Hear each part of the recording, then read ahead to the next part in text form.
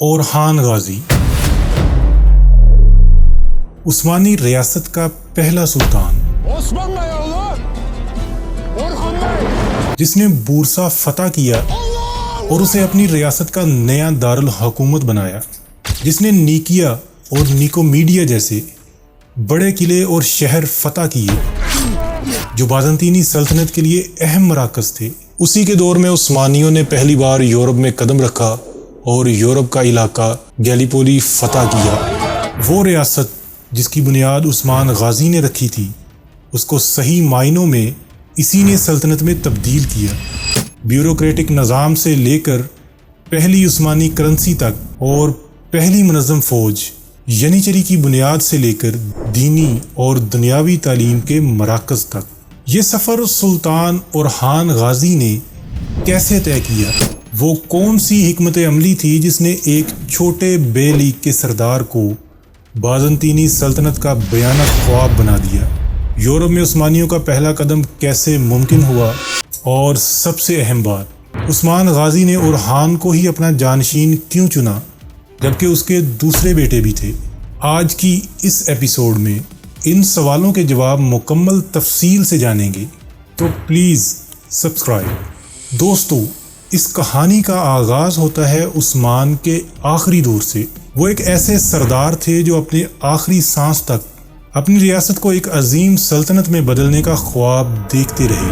ان کا سب سے بڑا خواب تھا بورسا کو فتح کرنا، جس کا محاصرہ وہ 1317 سے کیے ہوئے تھے، مگر 1324 میں عثمان غازی کی حالت جب خراب ہونے لگی تو اس کے اس خواب کی ذمہ داری ان کے بیٹوں پر آن پڑی۔ بورسا کو فتح کرنا کیوں ضروری تھا، اس کے بارے میں آگے چل کر بات کریں گے۔ پہلے یہ جاننا ضروری ہے کہ عثمان غازی نے اپنے آخری وقت میں اپنے بیٹوں سے کیا وصیت کی۔ اے بیٹے، سب سے پہلے اللہ تعالیٰ سے ڈرنا، کیونکہ اللہ سے ڈرنے والا کبھی رسوا نہیں ہوتا۔ ہماری سلطنت دین اسلام کو قائم کرنے کے لیے ہے۔ ہمیشہ شریعت محمدی کو مضبوطی سے پکڑنا، علماء اور دیندار لوگوں کی قدر کرنا، ان کے ساتھ بیٹھنا کیونکہ سلطنت ان کی دعاؤں سے قائم رہتی ہے، رعایا پر عدل کرنا اور ان کے ساتھ نرمی برتنا، ظلم سے ہمیشہ بچنا کیونکہ ظلم سلطنت کو تباہ کر دیتا ہے، جہاد کو کبھی نہ چھوڑنا کیونکہ جہاد سے اسلام بلند ہوتا ہے اور دشمن ذلیل ہوتا ہے، کبھی غرور نہ کرنا، مال و دولت پر فخر نہ کرنا، یہ سب عارضی ہے۔ میری جان، میرا مقصد اسلام کی خدمت اور دین کا پرچم بلند کرنا تھا۔ تم بھی اسی راستے پر چلنا اور ترک قبائل کو ایک رکھنا۔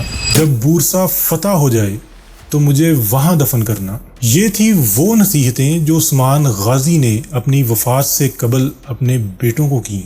ایک طرف والد کی جدائی کا غم اور دوسری طرف 7 سال سے جاری ایک ایسی جنگ جسے ہر صورت فتح کرنا تھا۔ لیکن اس مشکل وقت میں ان کے بڑے بھائی علاء الدین پاشا نے ایک ایسا فیصلہ کیا جس نے پوری عثمانی تاریخ کا رخ بدل دیا۔ عثمان غازی کے 2 بیٹے تھے، علاء الدین پاشا جو نہایت نیک اور علمی مزاج کے تھے، اور اورحان غازی جو بہادر، جنگجو اور قیادت کی صلاحیتوں کے حامل تھے۔ عثمان غازی نے جب علاء الدین کو تخت کی پیشکش کی تو انہوں نے یہ کہہ کر انکار کر دیا کہ میرے مزاج کو سلطنت اور جنگ و سیاست مناسب نہیں، مجھے دین اور علم میں سکون ہے۔ اس طرح علاء الدین نے اپنی مرضی سے دستبرداری کا اعلان کیا اور اپنے چھوٹے بھائی اورحان غازی کو جانشین مقرر کیا۔ یہی وہ وجہ ہے کہ سلطنت عثمانیہ کے ابتدائی دور میں کوئی خاندانی اختلاف نہیں ہوا، جو کہ اکثر ایسے موقعوں پر ریاستی زوال کا باعث بنتا ہے۔ 1324 میں جب وہ مرد مجاہد اس دنیا سے رخصت ہوا تو ہر آنکھ اشک بار تھی، سوائے بازنطینی امپائر، خاص کر بورسا کے حکمرانوں کے۔ انہیں لگا شاید عثمان نہیں رہا تو اب بورسا کا محاصرہ بھی اٹھا لیا جائے گا اور عثمانی کمزور پڑ جائیں گے۔ لیکن عثمان غازی کے انتقال کے بعد اورحان غازی کی قیادت میں بورسا کا محاصرہ جاری رہا۔ لیکن سوال یہ ہے کہ یہ قلعہ عثمانیوں کے لیے اتنا اہم کیوں تھا؟ اس کی کئی وجوہات تھیں۔ بورسا صرف ایک قلعہ نہیں بلکہ بازنطینیوں کا مغربی اناطولیہ میں آخری بڑا فوجی اڈہ تھا۔ اس پر قبضہ کرنا براہ راست بازنطینی طاقت کو چیلنج کرنے کے مترادف تھا۔ اس کے علاوہ بورسا ایک اہم معاشی مرکز بھی تھا۔ یہ شہر بازار، زرعی زمینوں اور تجارتی راستوں کا گڑھ تھا۔ اس پر قابو پانا بازنطینیوں کی معیشت کی کمر توڑ دیتا۔ سب سے اہم بات، عثمان غازی اور اورحان غازی بورسا کی فتح کو کوئی معمولی فتح نہیں سمجھتے تھے، بلکہ وہ اس شہر کو اپنی نئی سلطنت کا سیاسی دارالحکومت بنانا چاہتے تھے۔ اسی مقصد کے لیے عثمان غازی نے شہر کا محاصرہ شروع کیا، مگر بازنطینیوں نے خود کو قلعہ بند کر لیا۔ ان کے ذہنوں میں ایک ہی امید تھی، قسطنطینیہ سے مدد آئے گی اور محاصرہ ٹوٹ جائے گا، مگر قسطنطینیہ اس وقت خود اندرونی مسائل کا شکار تھا۔ اس پر مزید ستم یہ ہوا کہ عثمانیوں نے پہلے ہی وہ تمام راستے بند کر دیے تھے جہاں سے امداد کی امید کی جا سکتی تھی۔ مگر بورسا بھی ہار ماننے کو تیار نہیں تھا۔ کئی بار بورسا کے لوگوں نے شہر سے باہر نکل کر محاصرہ توڑنے کی کوشش کی، مگر وہ کامیاب نہ ہو سکے۔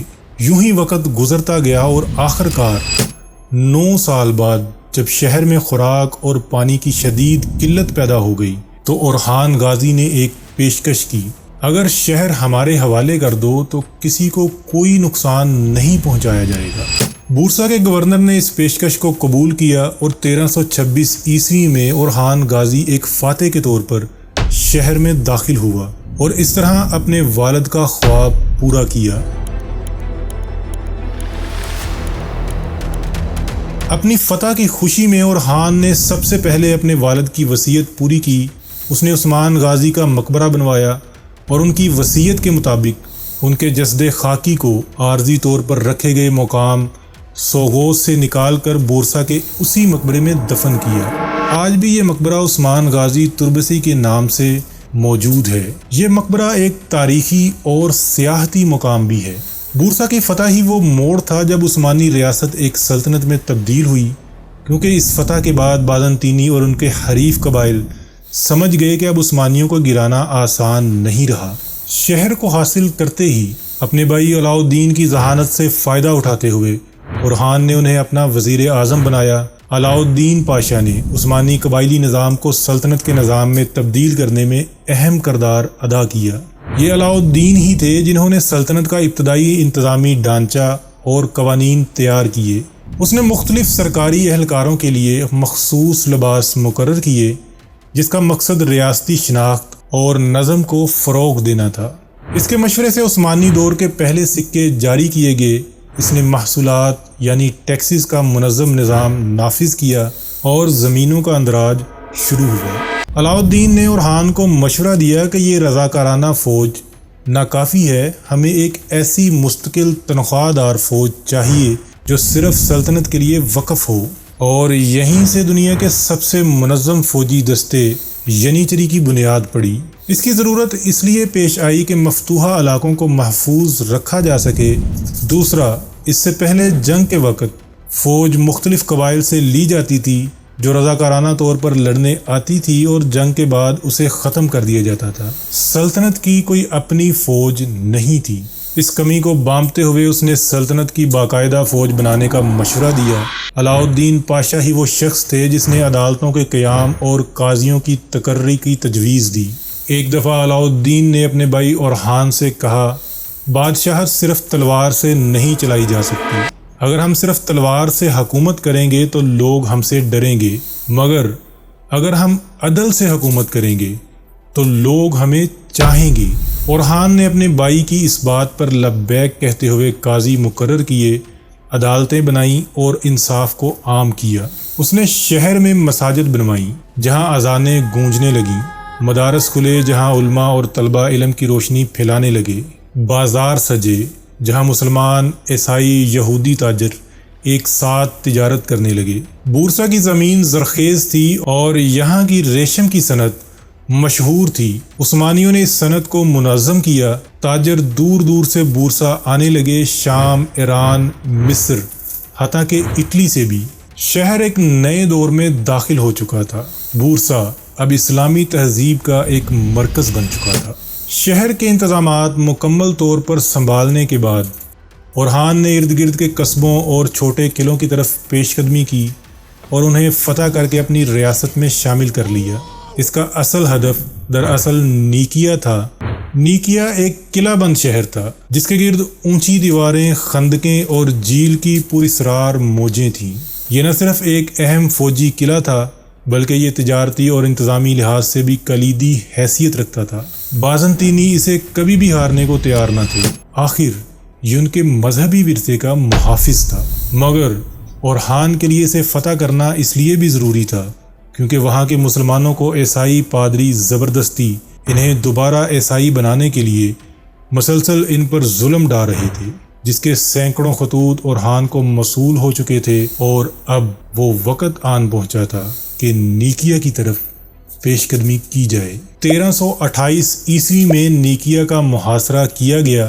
نیکیا کے گورنر نے خوراک اور پانی کا ذخیرہ پہلے سے ہی کر رکھا تھا، جس وجہ سے اس نے خود کو قلعہ بند کر لیا، اور وہ لوگ قسطنطینیہ سے مدد کی امید لگا کر بیٹھ گئے۔ قسطنطینیہ میں بھی اس وقت کا شہنشاہ اندرونیکوس سوم بھی خاموش نہیں رہا۔ وہ بھی چند دن پہلے ہی یعنی 1328 میں ہی اپنے دادا اندرونیکوس دوم کو معزول کر کے تخت پر قابض ہوا تھا، یعنی یہ تخت اسے آسانی سے نہیں ملا تھا۔ اس سے پہلے وہ کئی سال تک اپنے ہی دادا جو سابقہ شہنشاہ تھے اس کے ساتھ ایک خوفناک خانہ جنگی میں الجھا رہا تھا۔ اس جنگ نے بازنطینی سلطنت کو نہ صرف مالی طور پر بلکہ سیاسی طور پر بھی بہت کمزور کر دیا تھا۔ اب جب کہ وہ تخت پر آیا تھا اسے اپنی سیاسی ساکھ کو مضبوط کرنا تھا۔ وہ جانتا تھا کہ اگر اس نے عثمانیوں کی بڑھتی ہوئی طاقت کو نہیں روکا تو اس کی بادشاہت کی عزت خاک میں مل جائے گی۔ یہی وجہ تھی کہ اس نے اپنی ساکھ بچانے کے لیے ایک بڑا فیصلہ کیا۔ اس نے خود فوج جمع کی اور ایک بڑے لشکر کے ساتھ جون 1329 عیسوی میں اورحان کو روکنے کے لیے نکل پڑا۔ اس کے ساتھ 10 سے 12 ہزار فوج کا لشکر تھا جن کا مقصد تھا ازنک یعنی نیکیا کا محاصرہ ختم کرنا اور عثمانیوں سے وہ زمینیں چھڑانا جو پہلے بازنطینی زمین کا حصہ تھی۔ شہنشاہ اس جنگ کو اپنی ساکھ بہتر بنانے کا ایک ذریعہ سمجھ رہا تھا، اس لیے اس کی قیادت میں تجربہ کار جنرلز اور تربیت یافتہ فوجی افسران شامل تھے۔ اورحان کو اس کی پیش قدمی کی اطلاع پہلے ہی مل چکی تھی، مگر اس کا سب سے بڑا مسئلہ یہ تھا کہ اس کے پاس فوج کی تعداد شہنشاہ کے مقابلے بہت کم تھی۔ مگر اس نے ہمت نہیں ہاری بلکہ اس نے اسے ایک اپرچونٹی سمجھا۔ وہ جانتا تھا کہ شہنشاہ خود آیا ہے اور اگر اسے شکست دی گئی تو باقی شہروں کی امیدیں خود بخود مایوسی میں بدل جائیں گی۔ یہاں اورحان نے ایک تاریخی فیصلہ کیا جس نے عثمانیوں کی تاریخ بدل دی۔ اس نے شہنشاہ کی افواج کو کھلی جنگ میں آنے پر مجبور کیا، ان کی سپلائی لائن پر دباؤ ڈالا اور جنگ کو پہاڑی علاقے میں لڑنے کا فیصلہ کیا تاکہ عثمانی سوار دستے فائدے میں رہیں۔ مگر شہنشاہ اس جنگ کو نیکیا کے قریب میدانی علاقے میں لڑنا چاہتا تھا۔ عثمانیوں نے شہنشاہ کے لشکر کو نیکیا کی طرف جانے والے راستوں میں روکا، چھاپہ مار حملے کیے۔ شہنشاہ کی فوج کو خوراک، پانی اور کمک کی فراہمی متاثر ہوئی۔ بالآخر وہ پلیکانون کی پہاڑیوں کے دامن میں رک گیا تاکہ وہاں سے آگے نیکیا کی طرف بڑھنے سے پہلے دفاعی پوزیشن لے سکے۔ اورحان نے پلیکانون کی بلندیوں پر پہلے سے قبضہ کر لیا تاکہ نیچے سے آنے والی فوج پر نفسیاتی برتری حاصل ہو، مگر شہنشاہ کو اندازہ ہو چکا تھا کہ اورحان انہیں پہاڑی علاقوں کے درمیان پھنسانا چاہتا ہے۔ وہ عثمانیوں کی روایتی چالوں سے آگاہ تھا، مثلاً چھاپہ مار جنگ، پہاڑیوں پر پوزیشن، نیچے حملے اور نفسیاتی دباؤ۔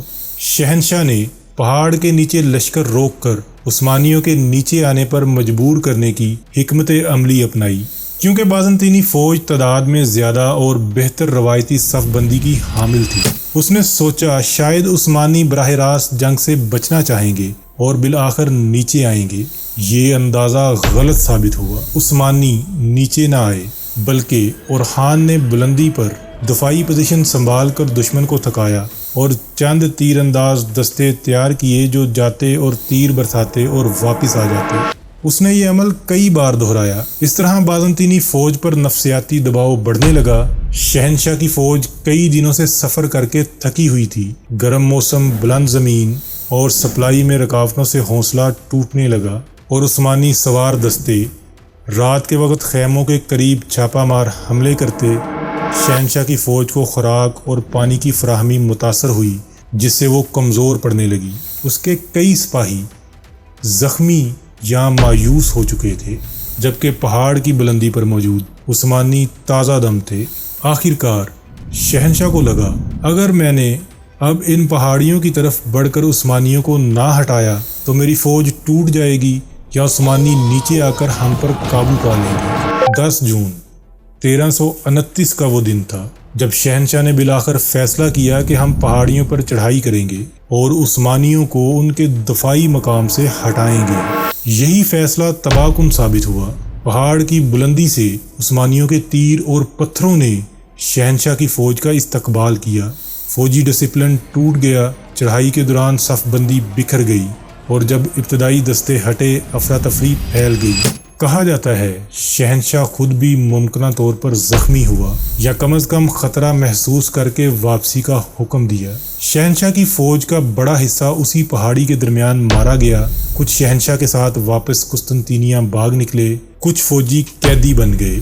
प्लिकानोन, जो मौजूदा मालटीप यानी इस्तांबुल के एशियाई हिस्से में वाक़ई है, वहाँ इस जंग को लड़ा गया, इसलिए इसे बैटल ऑफ प्लिकानोन भी कहा जाता है। क्या ओरहान गाजी इस फतह के बाद अपने असल हदफ यानी निकिया को फतह कर सका? क्या उसके बाद भी उसने फतूहात का सिलसिला जारी रखा? ये सब जानेंगे हमारी अगली किस्त में। इसके अलावा ये भी जानेंगे यूरोप में पहला कदम उसने कब और कैसे रखा, और उसकी निजी ज़िंदगी के बारे में भी गुफ्तगू करेंगे। इसलिए जल्दी से चैनल को सब्सक्राइब कर दें ताकि वो वीडियो भी आपसे मिस ना हो। और अगर ये वीडियो आपको अच्छी लगी तो लाइक करना मत भूलिएगा। अल्लाह हाफिज़।